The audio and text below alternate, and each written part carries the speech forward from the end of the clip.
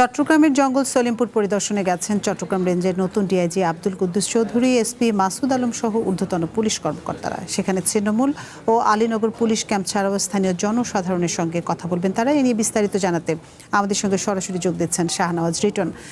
Written, চট্টগ্রামের নতুন DIG তো সেখানে গেছেন, সাধারণ মানুষের সাথে কথা বলবেন। তিনি কি কি জানিয়েছেন, তার সাথে কথা বলতে পেরেছেন কিনা?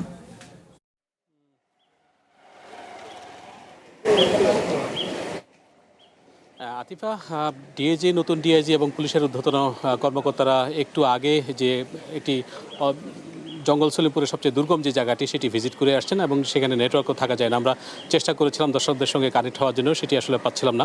এই মুহূর্তে যেখানে আছে সেটি হচ্ছে ছিন্নমূল এলাকা, জঙ্গল সলিমপুরে ঢোকার একদম মুহূর্তে, এবং সেখানেও কিছু কর্মকর্তা, এখানে শীর্ষ কর্মকর্তারা এখানে স্থানীয় বাসিন্দাদের সাথে কথা বলবেন। আমরা হয়তো দেখানোর চেষ্টা করব সুযোগ থাকলে সামনে যে জায়গাটিতে আছে সেখানে দুর্গম একটি পাহাড়ি জায়গা, যে জায়গাটি বলা হচ্ছিল যে আমরা রাষ্ট্রের ভিতর রাষ্ট্র এরকম নানা তকমা শুনছিলাম।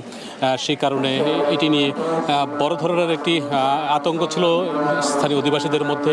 পুলিশ, র্যাব, এই যে যৌথ ক্যাম্প হয়েছে, ইতিমধ্যে নানা ঘটনা ঘটেছে এখানে, যে পুলিশের ক্যাম্পের মধ্যে আক্রান্ত হয়েছিল, পুলিশের সর্বশেষ যে ক্যাম্পের মধ্যে পানি দিয়ে দুর্বৃত্তরা সেখানে নাশকতার চেষ্টা করেছিল, এরকম অসংখ্য ঘটনা। সর্বশেষ স্বরাষ্ট্রমন্ত্রী এখানে এসেছিলেন এবং তারা এটি নিরাপদ সলিমপুর, জঙ্গল সলিমপুর, সাধারণ মানুষের জন্য নিরাপদ জঙ্গল সলিমপুর প্রতিষ্ঠার একটা প্রক্রিয়ার অংশ হিসাবে এখানে পুলিশ, র্যাব এবং আইন শৃঙ্খলা শীর্ষ কর্মকর্তাদের একটি অবস্থান আমরা প্রায়শই দেখতে পাচ্ছি। এবং যেখানে নতুন যে ডিআইজি, তিনি যোগ দিয়ে এই প্রথমবারের মতো এখানে এসছেন এবং এখানকার যে দুর্গম জায়গাগুলো সেগুলো সফর করছেন এবং করণীয় নির্ধারণ করছেন। আমরা একটু আগে কথা বলছিলাম গণমাধ্যম কর্মীরা, তারা যেটি বলছেন যে নতুন ডিআইজি যেটি বলছেন যে এখানে একদম সাধারণ মানুষের নিরাপদ বাসস্থান করার জন্য তারা সর্বোচ্চ চেষ্টা করছেন। বিশেষ করে এই অঞ্চলের যোগাযোগ ব্যবস্থার দুর্গমতা ভেদ করার মধ্য দিয়েই মূলত এখানকার যে দীর্ঘস্থায়ী সমাধানের পথে তারা হাঁটছেন। ইতিমধ্যে সেনাবাহিনী এবং অন্যান্য স্থানীয় সরকার বিভাগের বিভিন্ন সমন্বয়ে 4টি মূল সড়ক করার জন্য একটি উদ্যোগ আছে এবং একই সঙ্গে এখানে কিছু স্থায়ী ক্যাম্প প্রতিষ্ঠা করা, পুলিশ এবং র্যাবের স্থায়ী ক্যাম্প প্রতিষ্ঠা করা, বিজিবি এটি কারাগার প্রতিষ্ঠা করা, 3000-এরও বেশি একর জায়গা নিয়ে করা এই দুর্গম জায়গাটি অনেকদিন পরেই বলা চলে যে সরকার অথবা রাষ্ট্রের একটা কর্তৃত্ব প্রতিষ্ঠা হয়েছে এখানে। মূলত এখানে বলা হতো যে রাষ্ট্রের ভেতর রাষ্ট্র, এরকম তকমা দিয়ে আমরা গণমাধ্যম কর্মীরা অসংখ্যবার সংবাদ প্রকাশ করেছি।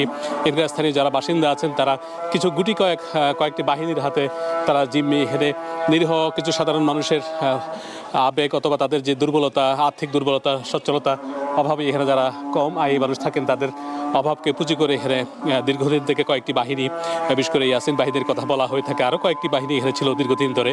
তবে সবশেষ পুলিশ এবং র্যাব কর্মকর্তাদের যে যৌথ অপারেশন এবং একই সঙ্গে এখানে যে একটা ঘাঁটি অথবা যে ক্যাম্প করার মধ্য দিয়ে তাদের কর্তৃত্ব এখানে প্রতিষ্ঠা করেছে। এবং সবশেষ যেটা বলা হচ্ছিল পুলিশ এবং আইনশৃঙ্খলা বাহিনীর পক্ষ থেকে, যে এখানে সর্বোত্তর রকম তাদের প্রচেষ্টা থাকবে।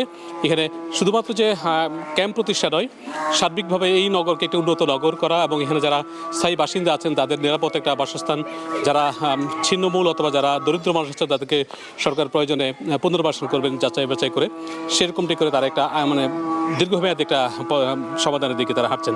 আতিফা, মোটামুটি জঙ্গল সলিমপুরে ছিল আমার কাছে সবশেষ খবর। রিটন, আপনাকে অসংখ্য ধন্যবাদ আমাদের সাথে যোগ দেওয়ার জন্য। চট্টগ্রামের জঙ্গল সলিমপুর থেকে সবশেষ তথ্য জানাচ্ছিলেন শাহনওয়াজ রিটন।